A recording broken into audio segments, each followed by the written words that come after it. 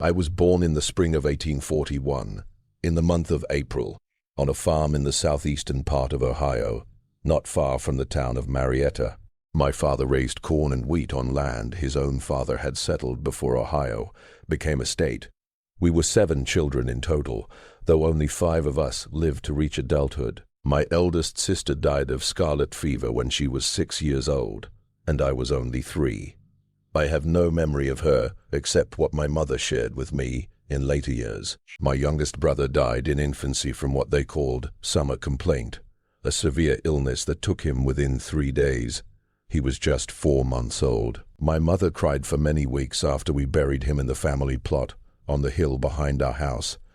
I mention these early deaths because they shaped my understanding of life from my earliest awareness. Death was not a rare visitor in our home. It was an expected presence that might come at any moment. Every family we knew had buried children. Some had buried several. The cemetery on the hill behind our church was filled with small graves, their wooden markers worn by weather and leaning with age. This was the natural order of things, or so it appeared to us at that time. We did not question why God allowed such sorrow. We simply accepted that children were given to us for a season, and He might take them back when He chose. My mother was a woman of great strength and deep faith. She had borne 7 children and buried 2 by the time I was old enough to understand what that meant. She never spoke with anger about these losses, though I could see the quiet grief she carried within her. She often said that the Lord gave and the Lord took away, and we must bow to His will, even when we could not understand His reasons. Her faith carried her through trials that might have broken other women. I learned much by watching her response to suffering, how a person could endure deep loss while still continuing the daily duties that life demands. My father was more silent about such matters. He worked from sunrise until dark, tending the fields with steady determination. I believe he faced his grief by wearing himself out with labor. When my infant brother died, my father did not cry where we could see him, yet I often noticed him standing alone by the grave on the hillside during the evenings. Men in those days did not show their emotions as people often do now. They kept their sorrow inside and carried on with their responsibilities. I attended the district school whenever planting and harvest seasons allowed, which gave me perhaps 5 years of steady education in all. I learned to read fairly well, to write in a neat hand, and to complete basic arithmetic. My teacher, Miss Hartwell, was a strict woman who believed strongly in discipline and proper behavior. She taught us geography and history, along with the basic subjects. I remember being fascinated by the maps hanging on the schoolhouse walls, showing distant lands I believed I would never see. The greater world felt impossibly far away from our small farming community. By the time I turned 16 in 1857, I was considered ready for marriage. A young man named Daniel Porter began visiting me with my father's approval. He was 22 years old, the son of a farmer whose land bordered my father's property. I had known him since childhood, as we attended the same church and school. He was quiet and diligent, with a serious nature and firm faith. We courted for about a year before he asked my father for permission to marry me. Our wedding took place in June of 1858, shortly after my 17th birthday. We made our home in a small house Daniel had built on the section of his father's land that would one day become his inheritance. The house was simple, with 4 rooms and a loft above for sleeping. I set myself to turning it into a true home, sewing curtains, arranging our few furnishings, and planting a small kitchen garden. I was young and full of hope. I believed that with hard work and faithful prayer, we would build a happy life together. Our first child, a daughter we named Elizabeth, was born in March of 1859. I was 18 and did not truly understand what motherhood would require of me. The birth was long and difficult, lasting nearly 20 hours, and more than once I feared I would not survive. But the midwife, Mrs. E. Johnson, was experienced and calm, and at last the child was safely delivered. When they placed Elizabeth in my arms, I felt a love so deep and fierce that it almost frightened me. I had not known the human heart could feel such powerful emotion. In that moment I understood that I would endure any hardship for this small life. Elizabeth was a strong and healthy baby. She nursed well and grew steadily. She had dark hair like her father and my blue eyes. I spent long hours watching her sleep, amazed at the perfection of her tiny hands and delicate face. Those first months were tiring yet filled with happiness. I was young and innocent. I believed that if I were careful enough, watchful enough, and faithful enough, no harm would come to her. When Elizabeth was 14 months old in the late spring of 1860, she became ill with what we first thought was an ordinary cold. She developed a cough and a mild fever. I was not greatly worried at first, for children often suffered small illnesses. But within 2 days her condition worsened terribly. The fever rose higher. She struggled for breath, and a dreadful rattling sound came from her chest with every strained inhalation. I sent Daniel to fetch the doctor, though fear had already taken hold of my heart. The doctor examined her and said she had croup, complicated by pneumonia. There was little he could do beyond suggesting steam inhalations and cool cloths for her fever. We tried everything we knew. I held her over bowls of steaming water. I pressed cool cloths to her burning forehead. I prayed constantly.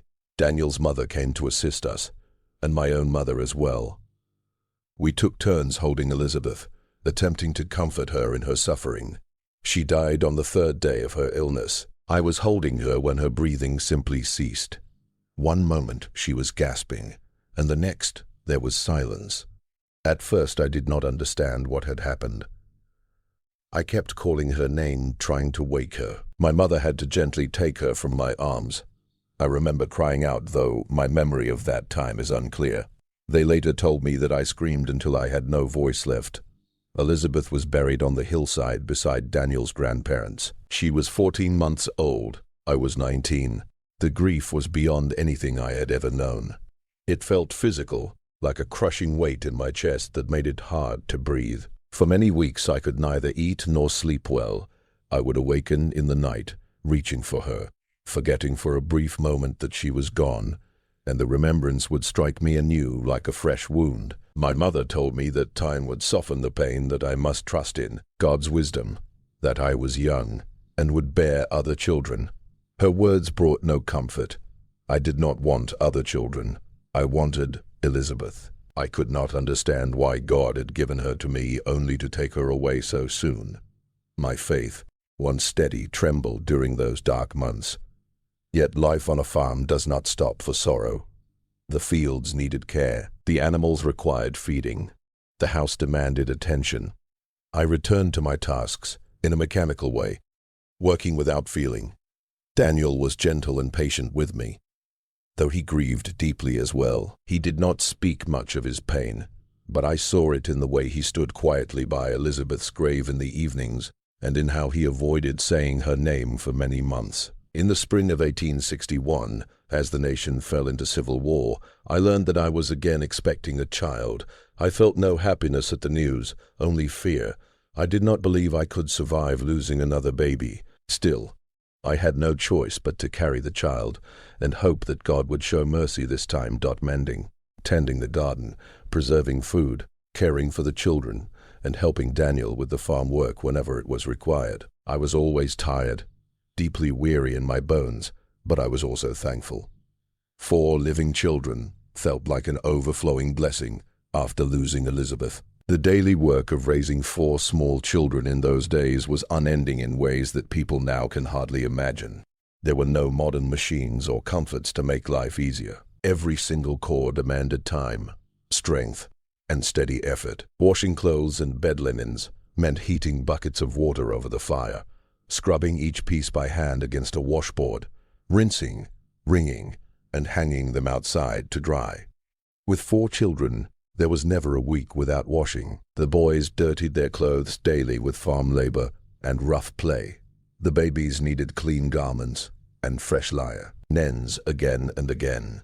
Preparing 3 meals each day for a household of 6 took many long hours. I baked bread 2 times a week, churned butter from cream, preserved vegetables and fruits for the winter months, made cheese, rendered lard and smoked meat to store. The kitchen garden demanded constant attention, planting seeds, pulling weeds, watering rows, and gathering the harvest.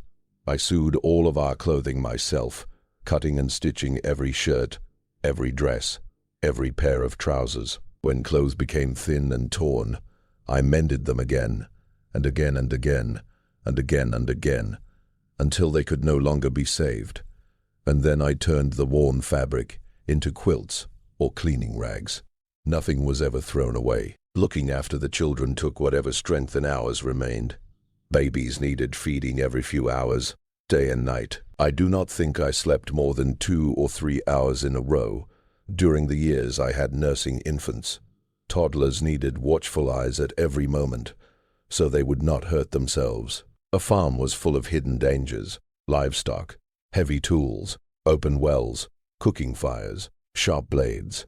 I lived with constant worry that one of them might be seriously injured. As they grew older, I had to teach them everything: how to dress properly, use the privy, wash their hands and faces, say their prayers, and behave with respect. William was old enough to begin learning simple farm chores, and I had to keep close watch so he would not injure himself while trying to assist his father. The twins had just begun walking and were forever getting into mischief, pulling objects from tables, wandering toward unsafe places, quarreling with each other. People often speak of earlier times as simpler days, but there was nothing easy about raising 4 young children on a farm during the 1860s.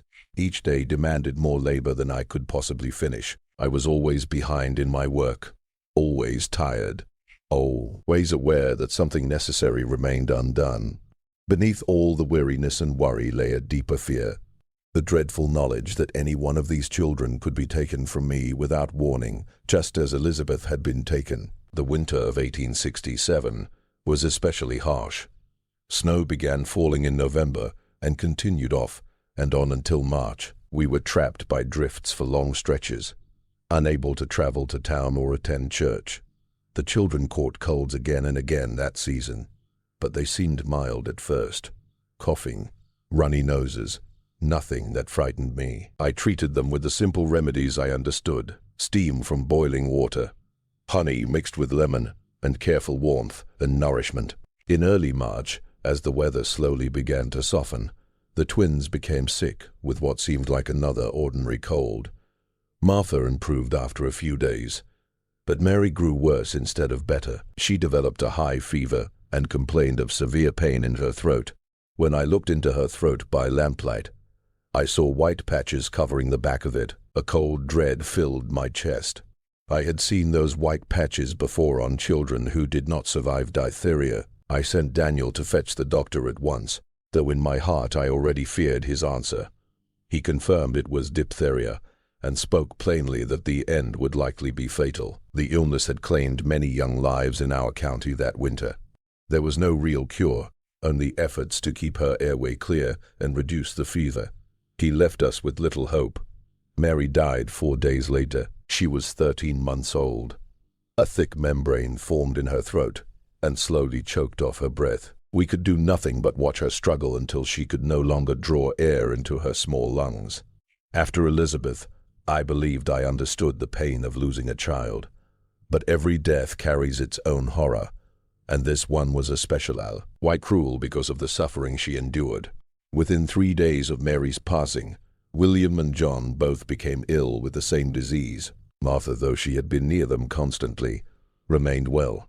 I cannot explain why she was spared while her brothers were struck down. The doctor suggested she might have had a mild case earlier and gained immunity, but we could never be certain. He was 5 years old enough to understand his danger, old enough to feel terror.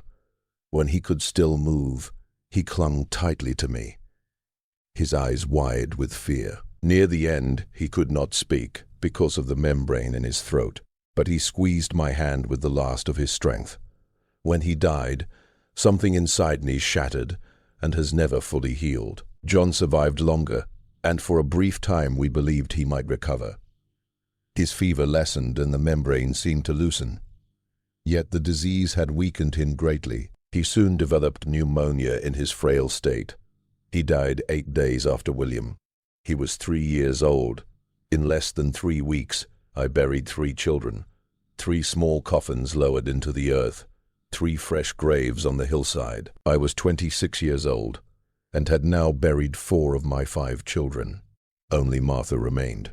I cannot fully describe the condition I lived in during the months that followed. I performed the necessary duties of daily life. I cooked, cleaned, and cared for Martha and Daniel, yet I moved as if I were absent from my own body. The grief was so deep that I could not feel it completely. I was numb, distant, separated from the world around me. That numbness may have been the only thing that kept me alive. Had I allowed myself to grasp the full weight of my loss, it would have crushed me. My mother came to stay for several months. She took over many household chores and cared for Da while I sat for hours staring into empty space. She did not try to comfort me with words, perhaps knowing that no words could reach me then. She simply kept the home running and allowed me to exist in silence. Slowly, after many months, I began to come out of that numb state. When the grief finally broke through, it was worse than before. I would wake at night weeping, or suddenly collapse into tears during some ordinary call. The smallest reminder, a toy William once loved, a dress that had belonged to Mary, a phrase John used to say, could undo me completely. He worked longer hours than ever, returning home only after dark to eat quietly and fall into exhausted sleep. We spoke very little for many months. We were both drowning in sorrow and had nothing left to give each other.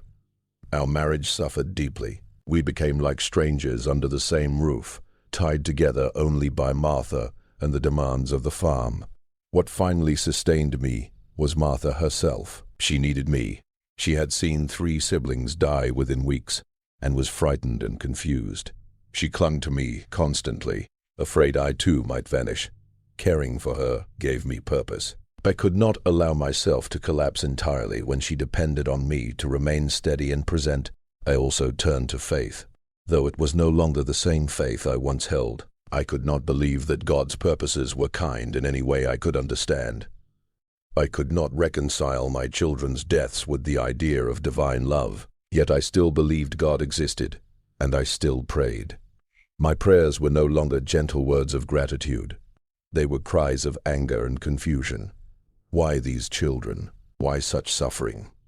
I never received clear answers, but speaking my pain to God brought a measure of relief.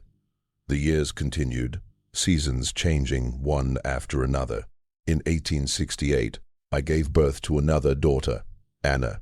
I lived in fear through the pregnancy, and for many months after her birth, certain she too would be taken, but she survived and grew strong. In 1870, I bore a son, David. Then came Clara in 1872 and Samuel in 1874. 4 more children, all of whom lived into adulthood. By 35, I had given birth to 9 children. 4 had died before reaching 10 years of age. 5 survived. This was not unusual in that time.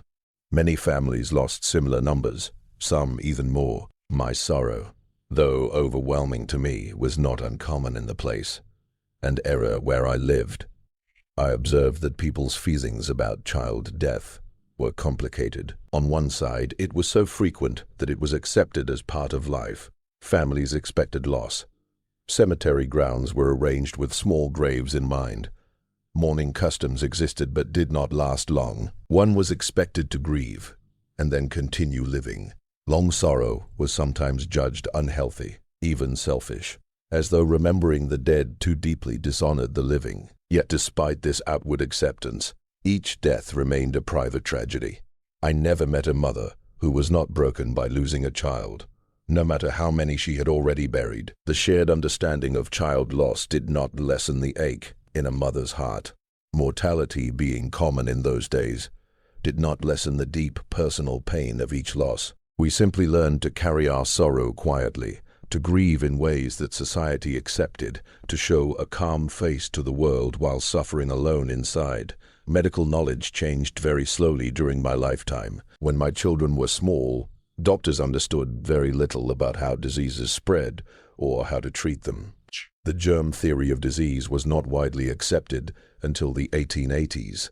Before that time, most people believed illness came from bad air, from moral weakness, or from God's punishment. Many treatments were useless, or even harmful, including bleeding, purging, and giving patients different poisonous substances as medicine. By the time my grandchildren were born, medical science had improved a great deal. Doctors recognized that diseases were caused by tiny microorganisms. Cleanliness and proper sanitation were understood to be important in preventing sickness. Some vaccines became available, although not for the illnesses that had taken my children from me. Yet, even with better knowledge, many children still died. The great decline in child mortality did not happen until well into the 20th century, long after my years of bearing children were over. If my little ones had been born 30 or 40 years later, some of them might have survived. Antitoxin for diphtheria became available in the 1890s. A clearer understanding of sanitation and how disease spread might have prevented certain infections. This knowledge troubles me at times. The awareness that they died simply because they were born too early, before medical science advanced enough to save them. They were unfortunate not only in their exposure to disease, but also in their timing. As my surviving children grew older, I struggled to balance proper love and care with the fear of becoming too attached. I wanted to hold them tightly, to treasure every minute, knowing how quickly they could be taken away. Yet I also found myself holding something back inside, afraid to love them too deeply. This inner conflict caused me great pain. I wished to be a better mother to the children who lived, but I was constantly haunted by the ones who had died. The children who passed away never left my thoughts. Even as the years went by, I remembered them every single day. I wondered who they might have become if they had lived. Elizabeth would have been a young lady by the 1870s. William would have worked beside his father on the farm. The twins would have been lively little girls nearing school age. John would have followed his older brother everywhere. These imagined versions of my lost children filled my mind alongside the living children I could see and hold. I rarely spoke about them. It was thought unhealthy to dwell on the dead or mention them often. People believed it was best to look ahead, to focus on the living, to accept God's will and continue forward. But I carried them with me always, a quiet burden of grief that never completely faded, even as new happiness came through my surviving children. The world changed greatly during my lifetime. When my children were young, there was no railroad near us, no telegraph lines, and no modern conveniences beyond what we could create with our own hands. By the time my grandchildren were born in the 1880s and 1890s, railroads crossed the nation. Telegraph wires connected distant towns. New inventions appeared with surprising speed. Electric lights, telephones, automobiles, all these things that would have seemed like wonders in my youth became ordinary by the time I grew old. Yet some things did not change. Children still died. Mothers still mourned. The basic sorrows of human life remained the same despite all technological progress. When my daughter Anna lost her baby boy to whooping cough in 1893, I understood her pain completely. When Clara's daughter died of scarlet fever in 1911, I held her as she cried and remembered my own losses many years before. The specific illnesses might be different, medical understanding might improve somewhat, but the heartbreak of a mother losing her child remained exactly the same. I am 91 years old now. In this year of 1932, I have lived 7 years longer than my husband. Daniel passed away in 1925 at the age of 89. We had been married for 67 years. Of my 9 children, 7 lived to reach adulthood. Anna died 2 years ago at 63 from heart failure. The other 60 are still alive. Martha is 65. David is 62. Clara is 60. Samuel is 58. I have 23 grandchildren and 31 great-grandchildren. Some of these grandchildren and great-grandchildren I have never met because they live too far away for me to travel. When people ask how many children I had, I hesitate. Do I say 9, which is true, or do I say 6, counting only those still living? Both answers feel incomplete. I gave birth to 9 children. I raised 6 to adulthood. I buried 4 before they reached 10 years of age. All these statements are true, yet none fully describes my experience as a mother. I often think of the 4 children I lost. They have been gone for more than 60 years, yet they remain as clear in my memory as if I lost them yesterday. Elizabeth with her dark hair and blue eyes, William with his bright smile and endless questions. Little Mary and John, the twins I scarcely had time to know before diphtheria took them. In my mind, they remain at the ages they were when they died. 14 months, 5 years, 13 months, 3 years. I cannot picture them as grown men and women because they never had the chance to grow up. What I have learned through these long years is that grief never truly ends. It only changes its shape. The sharp and overwhelming pain of the early days slowly becomes a quieter, constant ache. That ache grows so familiar you almost forget. It is there until something, a scent, a memory, a certain kind of light, brings it back to the surface. Then you are carried back to that first raw sorrow, as if no time has passed at all. I have also learned that we are stronger than we imagine. When Elizabeth died, I believed I would never heal or feel joy again. Yet in time I did heal somewhat, and I found happiness again with my other children. After losing William, Mary, and John within 3 short weeks, I thought I was broken forever. Still, I continued living, continued working, continued raising more children. The human ability to endure deep suffering and still go on is both astonishing and heartbreaking. There were true moments of happiness among the sorrow, watching Martha grow into a capable young woman, teaching Anna to read, hearing David speak his first words, seeing Clara married, holding Samuel's first child. These joyful times were precious because I knew how fragile joy could be, how quickly it might disappear. I valued happiness more deeply because I had known such sorrow, but I do not believe that losing my children made me wiser, or stronger, or taught me some great lesson, as people sometimes claim. That is foolish talk. Their deaths were simply tragic, and nothing good came from them. I would give up everything, every bit of supposed wisdom gained through suffering, to have those 4 children back. I would even give my own life if it meant restoring theirs. There is no comfort in child loss, no hidden blessing, no grand purpose that makes it right. It is simply a cruel reality that some mothers must endure. My faith, which was shaken by those deaths, never fully returned. I kept going to church, kept praying, kept following religious customs, but more out of habit and expectation than true belief. The loving God I once trusted seemed to vanish when my children died. If he exists, he is not the God I was taught about as a child. He is either unable to stop suffering or unwilling to do so. Either thought makes faith difficult. Still, I could not completely give up belief. The idea that my children simply stopped existing when they died was too painful to accept. I needed to believe I would see them again, that their short lives had meaning beyond the grief they caused. So I held on to a fragile faith, not in God's goodness, but in his existence, and in the hope of reunion after death.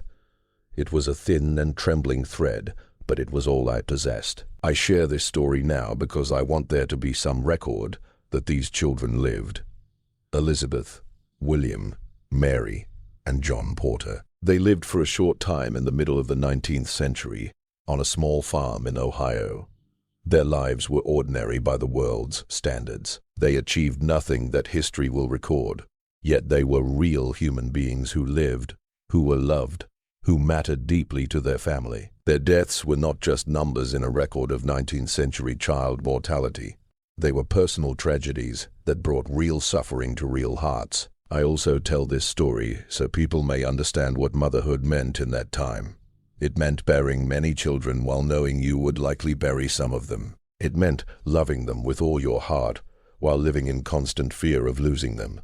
It meant enduring sorrow that nearly destroyed you, yet continuing because other children depended on you. It meant living in steady anxiety, always watching for signs of sickness, always fearing that any fever or cough might become fatal.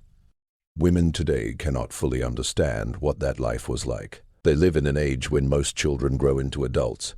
Medicines exist for illnesses that once meant certain death. Infant and child mortality have fallen greatly. They cannot imagine what it felt like to watch a child slowly suffocate from diphtheria, unable to offer help. They cannot truly grasp the terror that came with every childhood illness, the unending fear that never complete left a mother's heart. Awareness that this chill or fever might be the one that ends a life. I do not say this to judge modern women, or to claim that life was better in my day. It was not. If I could have raised my children in a time when they would not have been at risk from so many deadly illnesses, I would have chosen that without a moment of doubt. But I want younger generations to understand the truth of life for women of my time. The endless work, the repeated losses, the sorrow that was accepted as simply a part of living. When I reflect on what defined my life, what truly mattered most, it was not the 6 children who survived, but the 4 who passed away. This may sound strange, but it is honest. The living children brought me happiness and purpose, and gave meaning to my everyday life. But the children who died shaped who I became in deeper and more lasting ways. I am defined as much by absence as by presence, by the children who should have stood beside me but did not. I often think about what those children missed. Elizabeth never learned to walk or speak. She never saw her first snowfall or the first flowers of spring. William never attended school, never learned to read, never had the chance to discover what he might have grown into. Mary and John barely had time to form their own little personalities before death claimed them. They were denied all the experiences that make up a life: education, work, love, children of their own, and old age. And I was denied the chance to watch them grow, to learn who they would have become, to enjoy their presence in my later years. There is also the question of fairness. Why did Mara survive the diphtheria that took her twin sister? They were alike in every visible way. The same parents, the same house, the same exposure to sickness, yet one survived and one did not. I have thought about this mystery for more than 60 years, and have found no answer. It was not God's will. I refuse that explanation, because it feels morally wrong to me. It was not because Martha was stronger or kinder or more deserving. It was simply chance, pure randomness, the harsh cruelty of disease. This randomness may be the hardest part to accept. If there had been a reason for their deaths, if they had died because I had failed in some way, or because they had been exposed to something I could have prevented, then at least I could understand it, even if I carried deep guilt. But there was no reason. They died because illnesses existed and medical knowledge was limited. They died because they were unlucky, and that is even harder to accept than believing I might have stopped it somehow. As I near my own death, at 91 years old, and with my body weakening in many ways, I find myself thinking more often about those 4 children. Will I see them again? If there is life after death, what form will they have? Will they remain the babies and small children they were when they died, or will they be the adults they never had the chance to become? These thoughts fill my mind more and more. I hope I will be reunited with them. I hope that death will return what was taken from us, the many years together that we never had. I hope that in whatever comes after this life, there will be a way to know them fully, to watch them grow in some way, to share the relationship that was ended too soon by sickness. But I also fear that death is only an ending, that there is nothing beyond it, that my children who died are gone forever, and that my own awareness will simply fade away. If that is the truth, then this life, with all its pain and loss, is all we are given, and that thought feels almost too heavy to bear. What I know without doubt is this: I love those 4 children with all my heart. I tried my best to protect and care for them. Their deaths were not my fault, though I have questioned myself about it many times through the years. I have carried them in my heart every single day for more than 60 years.